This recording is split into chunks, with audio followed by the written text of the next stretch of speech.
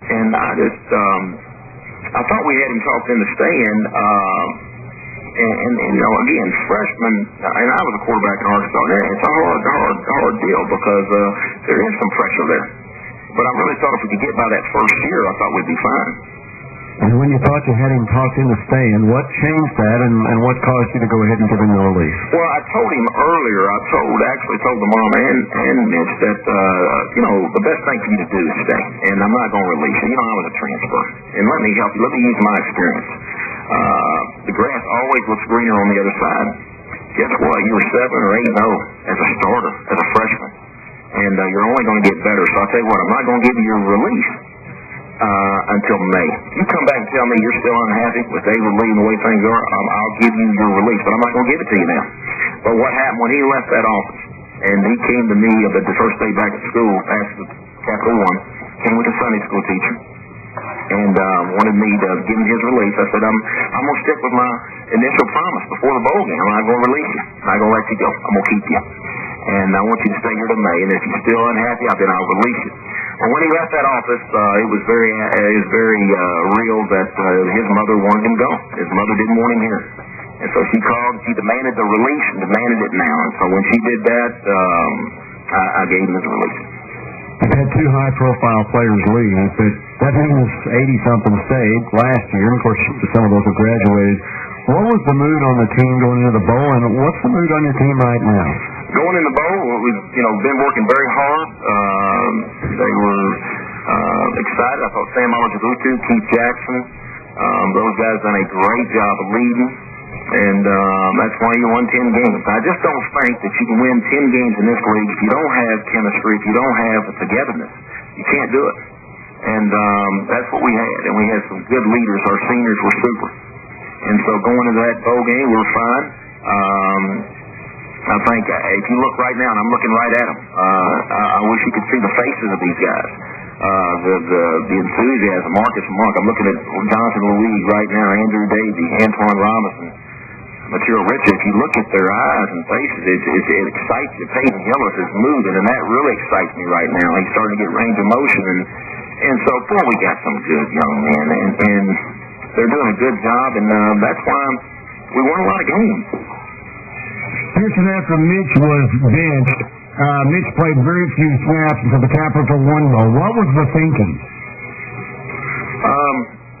Trying to win the game.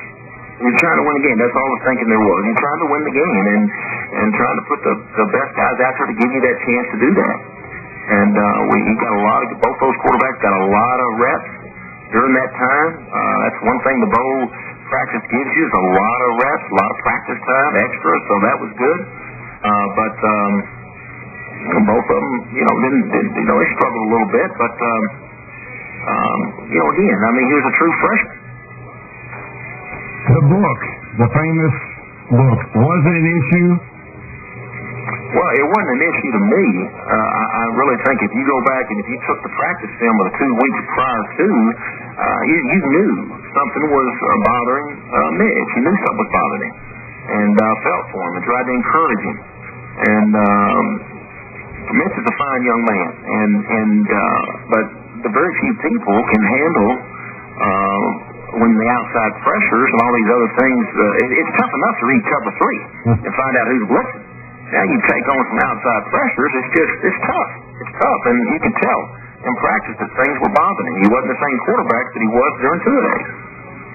And Mitch apologized 2 or 3 weeks before the media was told, why did it take so long before this became public? Well, I wanted to get behind this. I wanted to leave it alone. I was you're focusing on the next opponent, and you're focusing on guys who's hurt, who can we put on the field, practice schedules and breaking film, giving your team the best chance to win. That's all that's on your mind. You wanted that behind you. I don't want to go around announcing all that, but I did make a remark to our team that Mitch had apologized to me. That's over, done. Let's go. I made that remark to our team, but I wanted it behind us. I wanted that off of it. You said, well, the direction of the offense this spring, what should the fans' expectations be for this offense? Well, one thing that we want to do, we want to improve the passing game. That's not going to change, and I think you'll see more protection practice. You're going to see David Lee's going to, I think he's going to have an excellent package for these quarterbacks, and we've got to teach them how to get rid of the ball and where to go to with as far as receivers, which receivers to zero in on, 1, 2, and making quick decisions. And with proper timing, you're going to work hard on that. You're going to see that. You know, we can run the football. We've proven that year in, year out. We can do that. But to get to where we want to get to, we want to get to the championship game, and we want to be able to have that balance where they can't overpopulate the line of scrimmage. And in order to do that, you've got to have receivers to separate, and you've got to have a quarterback that's going to be accurate and know where to go with the ball.